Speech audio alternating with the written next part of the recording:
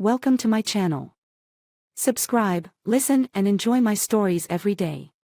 The autumn leaves crunched under our feet as we strolled through the winding paths of Eldridge Park, a usual Sunday routine to enjoy the crisp air and fleeting warmth of the afternoon sun. My wife, Ellen, clung to my arm, her laughter mingling with the distant sound of children playing. It was, by all appearances, a perfect day, until the unexpected happened. As we rounded the bend near the old oak tree, a figure approached us, a woman with striking red hair and a warm, familiar smile. "Ellen," she exclaimed, her voice filled with surprise and delight.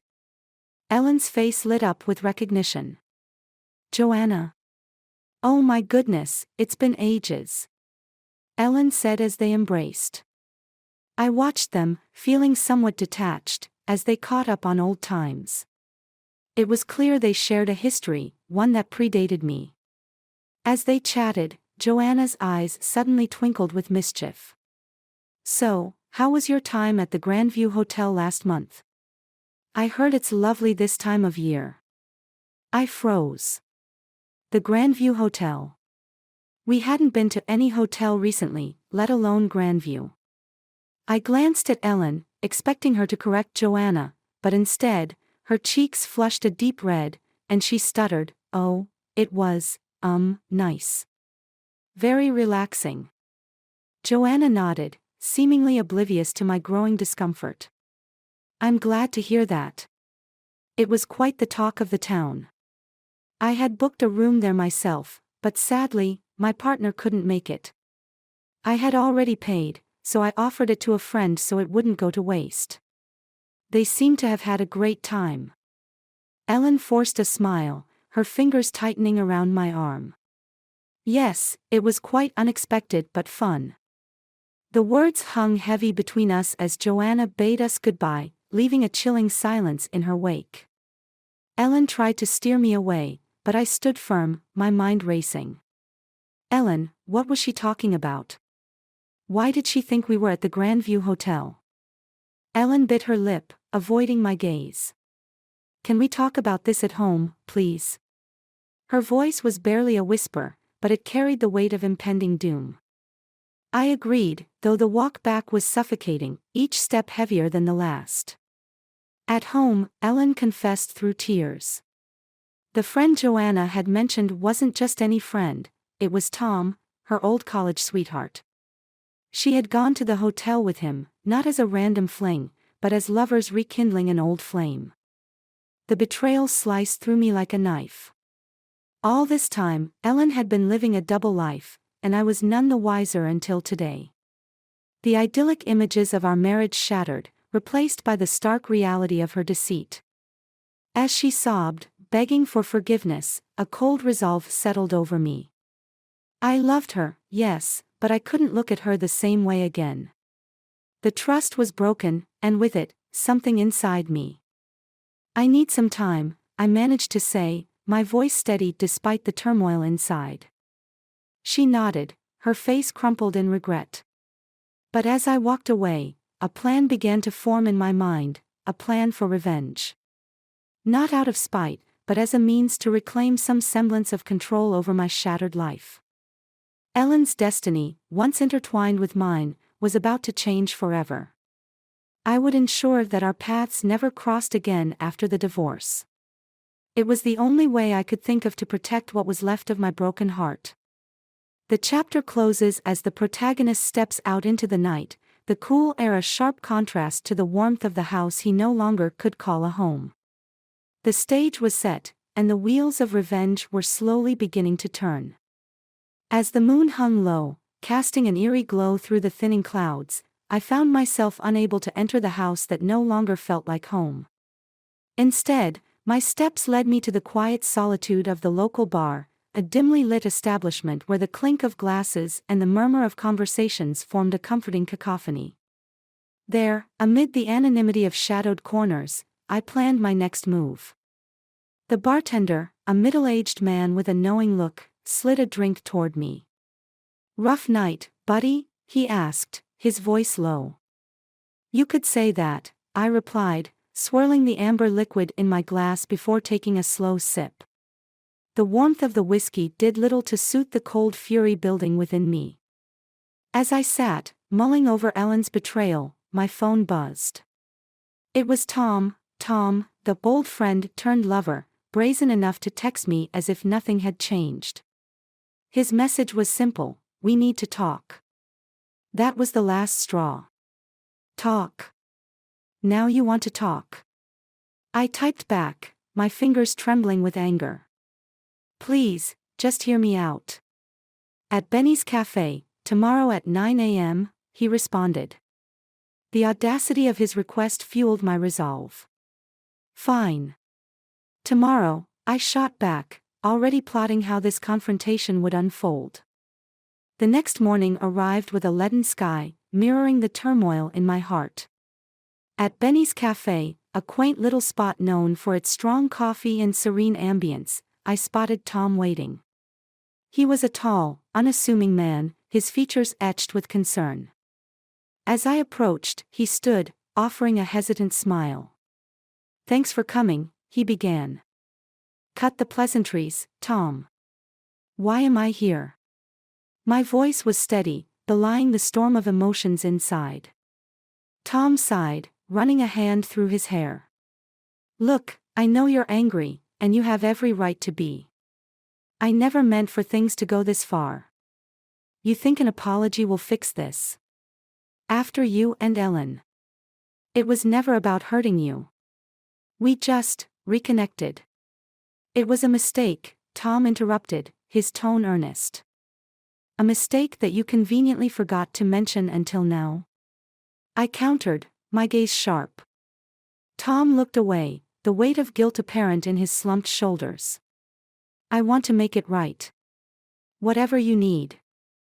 What I need is for you to understand the consequences of your actions, I interjected coldly. Realizing he was not going to dissuade me from my course, Tom nodded slowly. I'll stay out of your way. I'll end it with Ellen. It's the least I can do. Good. And one more thing, I added, my voice low and dangerous. You'll help me. Tom's eyes widened. Help you? How? I have a plan. And you're going to play your part in it, I stated, the outline of my revenge taking shape. Tom's involvement was crucial, not just for retribution, but to ensure he felt the burn of betrayal as I had. After a long moment, Tom agreed, his voice a mere whisper, okay. I owe you that much. As I left the cafe, a bitter smile touched my lips. The pieces were falling into place. Ellen would soon realize the depth of her error, and Tom, the instrument of her betrayal, would aid in her undoing. The chapter concludes with the protagonist stepping out into the drizzling rain, his heart steeling for the days ahead. The plot for revenge was set, and the stage was ready for the next act of this tragic play. The days following my meeting with Tom were clouded with a tactical silence. I watched and waited, playing the part of the oblivious husband while Tom played his. It was a game of chess with human emotions, and the stakes were devastatingly high. It was a Wednesday afternoon when I set the plan into motion. Ellen had just left for her yoga class, a routine that provided the perfect opportunity for what needed to be done. My phone vibrated with a message from Tom, confirming he was in position. It's time, it read. I replied with a simple nod emoji, the digital affirmation of our dark pact. I arrived at the yoga studio about 30 minutes before Ellen's class was scheduled to end, parking a block away to avoid being seen. As planned, I saw Tom's car parked near the entrance. He was there to enact the first phase of our plan, to be seen by one of Ellen's close friends, creating a ripple of doubt. As I watched from a distance, I saw Marcy, Ellen's talkative friend, approach Tom. Their conversation, while I couldn't hear, was visibly cordial. Tom handed her a small envelope, a prop containing fake love letters between him and Ellen. The seeds of doubt were sown. Later that evening, as Ellen and I sat down for dinner, the air between us felt heavier than usual. I kept the conversation light, asking about her day, her class, and her friends, planting subtle cues for the upcoming storm. "Did you see Marcy today at yoga?" I asked casually, twirling my fork in the pasta. Ellen paused, her fork midway to her mouth. "Yes, she seemed off today. A bit distracted, actually." "Really?" "I hope everything's okay with her," I replied, feigning concern while knowing perfectly well the turmoil that must be brewing in her mind. The conversation drifted to other topics, but I could tell Ellen was unsettled. The stage was set, and now, we waited for the fallout. 2 days later, the effects of our plot began to show. Ellen was more withdrawn, her phone buzzing more than usual. I knew Marcy would confront her about the letters, and it was only a matter of time before Ellen would face the consequences of her actions. That evening, the confrontation I had been anticipating finally occurred. Ellen walked into the living room, her face pale, her eyes red-rimmed. "We need to talk," she said, her voice trembling. "Of course," I said, gesturing to the couch. "What's on your mind?" "It's Marcy. She showed me these letters she got from Tom." "Letters that imply we've been having an affair," Ellen stammered, her eyes searching mine for an explanation. I took a deep breath, keeping my expression neutral. "And? What did you tell her?" "That it's not true. That none of it makes sense." Ellen replied frantically. "Ellen, why would Tom do something like this? Why would he write letters if there was nothing between you two?" I asked, letting the doubt seep into my tone, watching as she struggled under the weight of her own secrets. I don't know, I swear. But I haven't done anything wrong," she insisted, desperation creeping into her voice. As she faltered under the pressure, I felt a pang of sorrow for what our marriage had become. But it was quickly overshadowed by the memory of her deceit. "I need to think about all this," I said, standing up. "I think it's best if I stay at a hotel tonight." As I packed a bag, Ellen's pleas filled the room, each word a testament to the tangled web of lies and truths. But my decision was firm: the distance would serve as the next step in my calculated strategy. Leaving the house, I felt a mixture of victory and sorrow. The plan was working, but at what cost? The night was unusually quiet as I drove away from what used to be our shared home. The stillness was a stark contrast to the chaos brewing in my mind. Over the next few days, I stayed at a modest hotel downtown, my thoughts consumed by the final act of my revenge. I had orchestrated everything to this point with meticulous care, but the true culmination was yet to come. Ellen's betrayal was a wound that festered deep, and Tom's involvement only added salt to it. They would both pay dearly. On a chilly Friday morning, I called Ellen, my voice steady, devoid of the emotion that once colored our conversations. "We need to finalize our situation. Meet me at the house this evening. We should talk, face to face." "Okay," she replied, her voice a mix of resignation and hope, perhaps believing there might be a chance for reconciliation. That evening, as the sun dipped below the horizon, casting long shadows across the yard, I watched from the window as Ellen's car pulled up. She walked up to the front door, her steps hesitant. When I opened the door, her eyes searched mine, looking for any sign of the love that once was. "Thank you for coming," I said, leading her into the living room where 2 chairs were set opposite each other.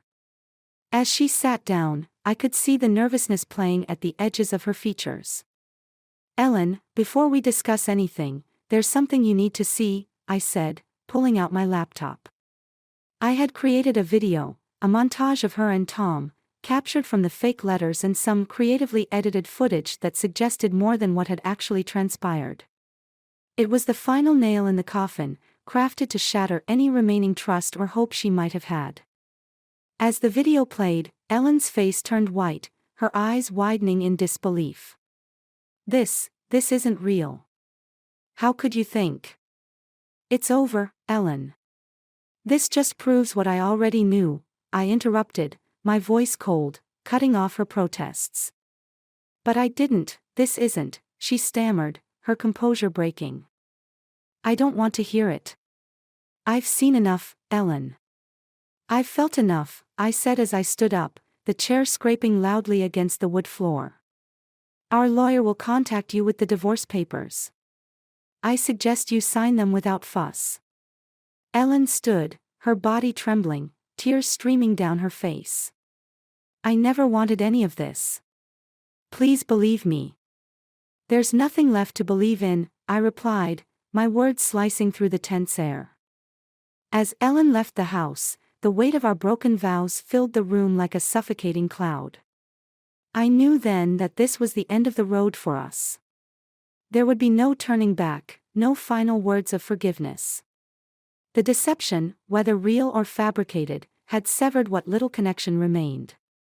In the days that followed, the divorce proceedings were swift. Ellen signed the papers, and our marriage was dissolved as coldly as it had disintegrated. Tom, caught in his own web of deceit, reached out once to apologize, but I cut him off. There was no room for his excuses in the new life I was building. The chapter, and the story, concludes with the protagonist standing alone in the now empty house, the echoes of the past slowly fading into silence. He had achieved his revenge, but at what cost? The love he once knew was gone, replaced by the bitter taste of victory. As he turned to leave, a final look around the empty rooms confirmed his resolve. The betrayal had been avenged, but the scars it left were a reminder of the price of trust, and the cost of vengeance.